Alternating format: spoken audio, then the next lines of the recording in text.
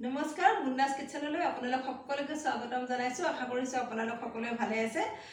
এতিয়াতো কঁঠালগুটিৰ বতৰ আৰু আমি কঁঠালগুটি খাই প্ৰায় সকলোৱে ভালেই পাওঁ আৰু মইতো কঁঠালগুটি খাই খুব বেছিকৈ ভাল পাওঁ আৰু সেইকাৰণে কঁঠালগুটিৰ আজি মাছৰ ৰেচিপি এটা লৈ আহিছোঁ।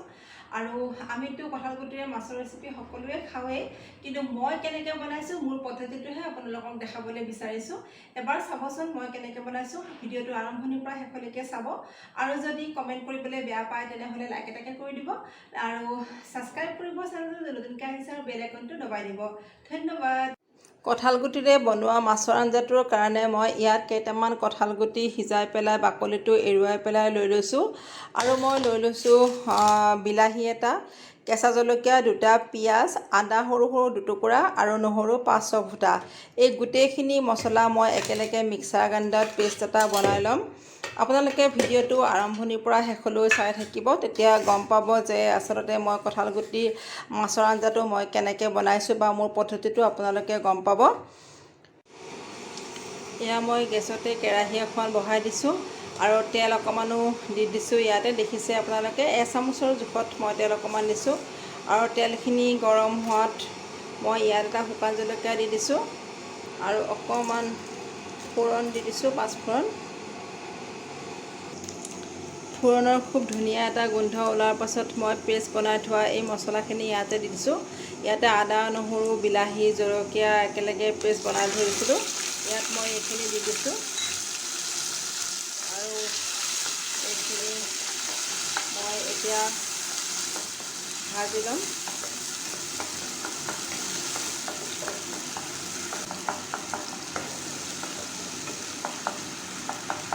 এইখিনি মই প্ৰায় মছলাখিনিয়ে তেল এৰালৈকে ভাজি ল'ম।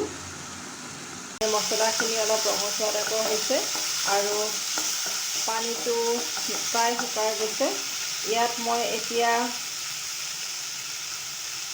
আধা চামুচৰ জোখত এয়া ধনিয়া গুড়ি দি দিছোঁ আৰু দি দিছোঁ আধা চামুচৰ জোখত এয়া জিৰা গুড়ি, আৰু জিৰা গুড়িটো মই ঘৰতে ভাজি পেলাই গুড়ি কৰি লৈ লৈছোঁ।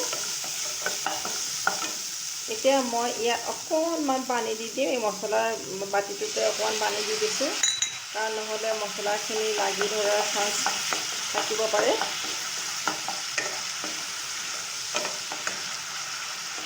আৰু এইখিনি এতিয়া মই ভাজি ল'ম। ইয়াত মছলাই তেল এৰিবলৈ আৰম্ভ কৰিছে।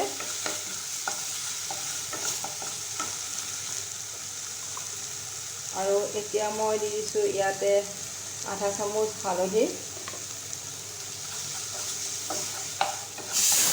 সেইটো খুব ধুনীয়া ওলাইছে।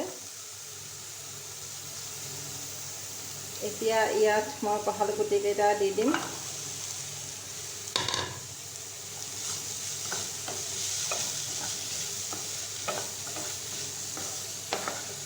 আৰু খুব সুন্দৰকৈ গোটেই মছলাবিলাকৰ লগত একেবাৰে মিলাই দিম। এয়া প্ৰায় 1 মিনিটমান সময় মই কঁঠালগুটিখিনি মছলাৰ লগতে ভাজি লৈ লৈছোঁ আৰু এইখিনি ভজা প্ৰায় হৈ গৈছে। এতিয়া মই ইয়াত পানী দিম।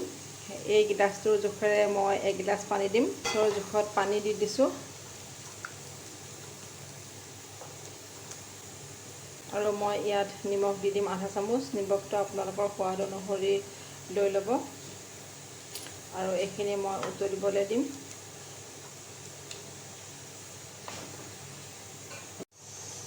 এয়া জোলখন খুব ধুনীয়াকৈ উতলিবলৈ আৰম্ভ কৰিছে আৰু ধুনীয়াকৈ উতলিছে। ইয়াত মই গৰম পানীয়ে দি দিছিলোঁ।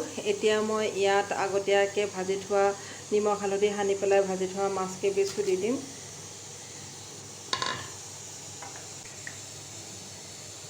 আৰু প্ৰায় 5 মিনিটমান সময় এইখন অকণমান ঘন হোৱালৈকে মই উতলাম। তাৰপাছত মই গেছৰ ফ্লেমটো অফ কৰি দিম। হৈ গ'ল মোৰ কঁঠালগুটিৰে মাছৰ আঞ্জাখন। চাওকচোন কি ধুনীয়া হৈছে আৰু গ্ৰেভিটোও খুব সুন্দৰ হৈছে, খাবলৈও বৰ সোৱাদ হয়। আমিতো সাধাৰণতে কঁঠালগুটিৰে মাছৰ আঞ্জাখন সকলোৱে খাওঁৱেই, কিন্তু মোৰ পদ্ধতিৰে বনোৱা এই কঁঠালগুটিৰ মাছৰ আঞ্জাখন এবাৰ আপোনালোকেও খাই চাবচোন আৰু খাই পেলাই কেনেকুৱা পালে মোক জনাব। এতিয়া মই গেছৰ ফ্লেমটো অফ কৰি দিম আৰু মই এইটো পৰিৱেশন কৰিম। এয়া হৈ গ'ল মোৰ কঁঠাল গুটিৰে মাছৰ আঞ্জাৰ এই ৰেচিপিটো আৰু এইটো খুব সহজতে হৈ যায় আৰু খাবলৈ খুব সোৱাদ হয় আৰু ইয়াত আপোনালোকে অলপমান কেঁচা ধনিয়া পাত নহ'লে মান ধনিয়াও অকণমান ছটিয়াই দিব পাৰে মোৰ নাই কাৰণে মই দিয়া নাছিলোঁ আৰু এনেকৈও খাবলৈ খুব সোৱাদ হয় আৰু আপোনালোকে এবাৰ এনেকৈ বনাই চাবচোন ধন্যবাদ।